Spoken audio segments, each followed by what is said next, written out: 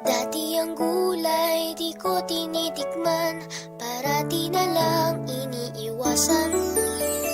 Pero ang gulay masarap pala kapag sinabawan na siya. Makulay, makulay ang buhay. Makulay ang buhay sa sinabawang gulay. Sinabawang gulay, sarap talaga. Ang bawat higop ay puno ng saya. Sinabawang gulay, sarap namnamin. Lumalakas ako, lahat ay kayang gawin. Makulay, makulay ang buhay. Makulay ang buhay sa sinabawang gulay.